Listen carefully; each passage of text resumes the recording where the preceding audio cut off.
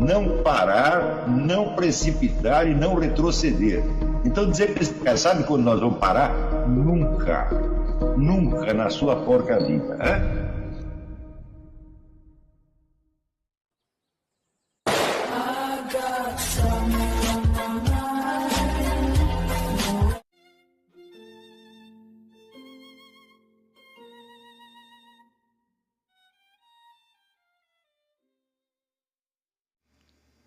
E aí pessoal, tranquilo? Então vem aqui antes do vídeo começar, pedir para vocês se inscreverem, quem não for inscrito, compartilhar, curtir, comentar. Quem puder seja membro do canal, que isso ajuda bastante. Tem também o link do Apoia-se. Quem puder ajudar nosso canal e apoiar financeiramente vai ser muito bem-vindo. Mas o mais importante é transmitir o conteúdo e os conhecimentos do professor Olavo de Carvalho para mais e mais brasileiros. Então compartilhe e ajude aí nossa causa. Muito obrigado a todos os membros, apoiadores do canal. Fico muito feliz. Tenho certeza que a gente está no caminho certo. Então fiquem com o vídeo e até mais. Valeu! Microfone, por favor. O pessoal de casa pediu. O antropólogo André Lerroy Wuhan, no livro Religiões da Pré-História, ele traça toda a ordenação simbólica das cavernas, símbolos masculinos, femininos, estabelecidos entre locais topograficamente corretos, que se multiplicam, né, se verificam em vários locais em que ele cita. E aí eu queria saber do senhor se essa ordenação simbólica da caverna também é uma ordenação simbólica da psique e do mundo que eles conheciam. Bom, aí é o seguinte. Como eu defini o símbolo como o nome de um círculo de latência, e tudo no mundo é constituído de círculos de latência que se interpenetram, existem, é como a teoria dos conjuntos, você tem interseção e tem um conjunto que cabe dentro do outro, que se superpõe. Toda a estrutura do universo é isso. Tá? Portanto, qualquer sistema simbólico mais abrangente, ele vai ter necessariamente a psique e o cosmos. Não tem como escapar disso. Porque, no fundo, é a mesma coisa. Né? Agora, é importante entender o seguinte. Se o estudo dos símbolos é o estudo primordial, é o fundamento de tudo, então você precisa entender que o conhecimento científico é uma parte disso. E é uma parte que tem a ver não propriamente com o conhecimento da realidade, mas com a possibilidade de agir nela. Por quê? Se todo o nosso conhecimento é sempre um campo aberto, constituído de círculos que se prolongam para o infinito, que nós pressentimos, mas que nunca realizamos, a nossa ação está sempre limitada, tá certo? A tempo e espaço. Ela não pode ser uma ação em aberto. A ação em aberto é a ação descontrolada, tá certo? Então, a ação humana pressupõe o controle. O controle só é possível num território já previamente demarcado, que não corresponde com o universo real, mas só com, vamos dizer, a parte dele que nos interessa no momento. Quer dizer que o mundo científico é demarcado pelo nosso interesse e não pela estrutura da realidade. É só entender isso se você entende como que o conhecimento científico se encaixa dentro disso.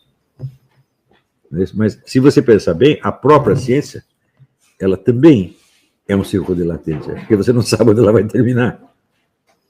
Você não tem a menor ideia de que se o que você vai descobrir a semana que vem desmente tudo que você pensava antes. Aliás, isso vive acontecendo. Você pega o que eles chamam de revoluções científicas. Né? Então, a ciência também é uma série de círculos concêntricos, vamos dizer, cuja circunferência é ilimitada.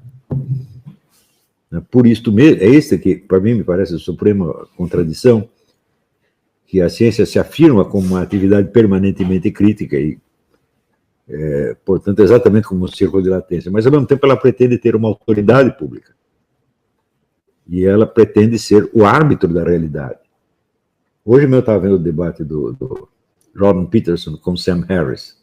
Sam Harris é um cultor da religião da ciência. Para ele, só o que é fato científico comprovado equivale. Eu digo, mas claro que isso não existe.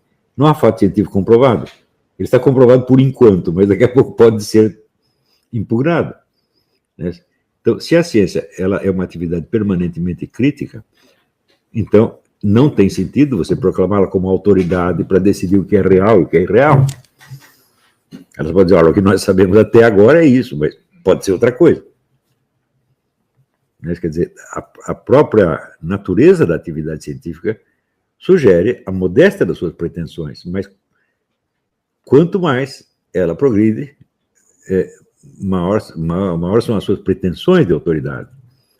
Né? Ao ponto de que hoje em dia você tem a classe científica que pretende moldar a cabeça do resto da humanidade, do jeito que ela bem entender. Isso é uma monstruosidade.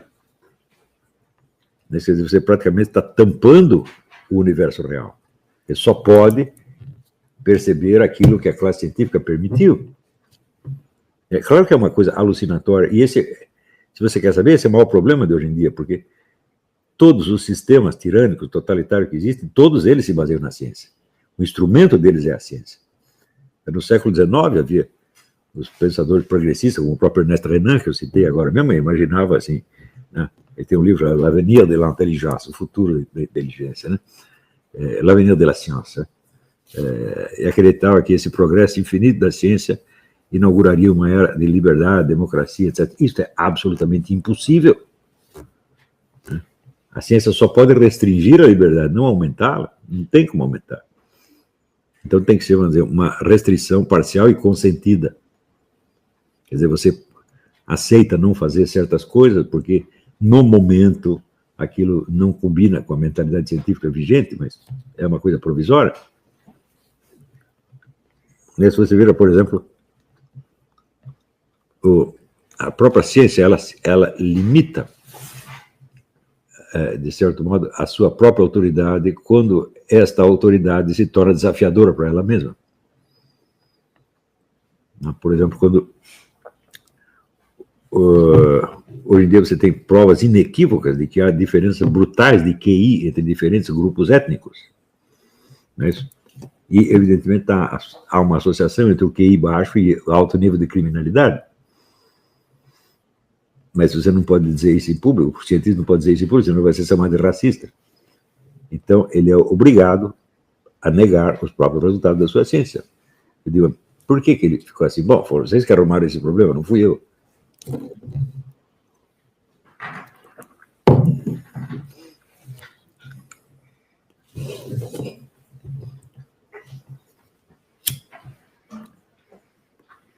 Agora, no Brasil, nós temos um problema de QI, que é uma coisa gravíssima, né? O QI brasileiro há 40 anos vem baixando.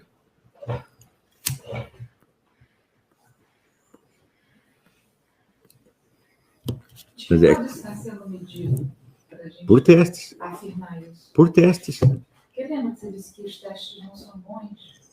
Olha, eu achava, mas hoje eu já vi que eles... Na época que eu disse, até onde eu conhecia, os testes não eram bons, mas hoje estão muito melhor. Então, em média, eles são confiáveis. E isso é feito, vamos dizer, por testes aplicados em massa, né? Nas escolas, nas fábricas, etc, etc. E você facilmente divide por grupos étnicos. Agora, evidentemente, o QI médio não pode prever o QI de ninguém. Você pode pegar a comunidade de QI mais baixo e lá aparece um baita de um gênio. Pode acontecer. Por isso que não tem sentido você tentar hierarquizar as oportunidades da sociedade por grupo étnico. Isso não faz sentido. Além de ser uma brutalidade, vai dar errado sempre, né?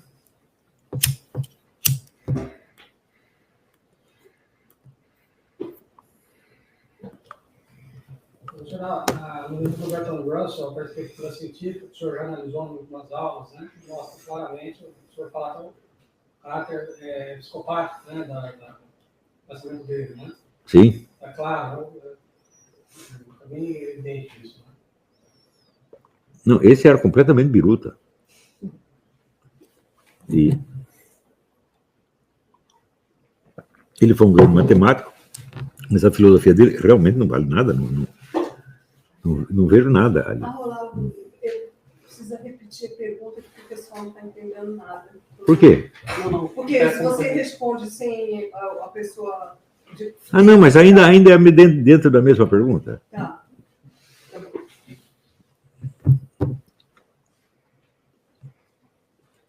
Tem mais pergunta aí? Não tem, eu vou embora. Professor. Mas vem fazer pergunta aqui.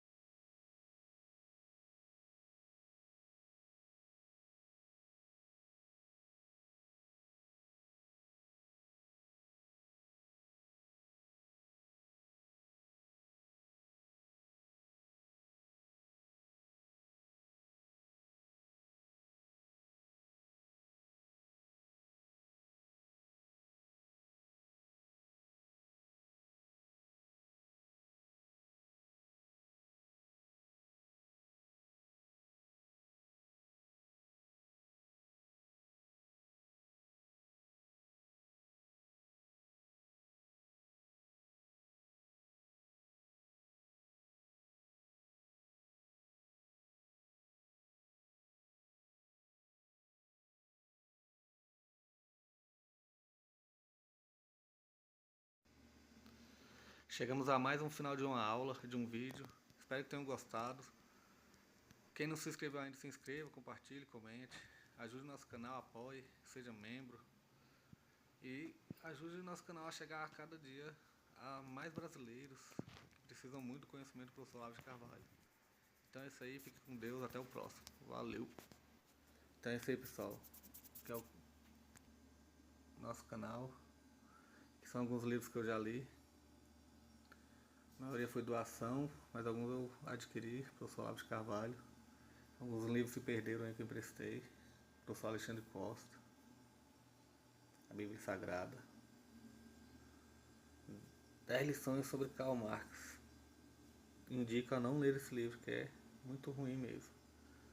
Alguns pensadores aqui que realmente, como o professor Olavo de Carvalho disse, não são pensadores. Valeu, tamo junto aí. Apoie nosso canal, seja membro.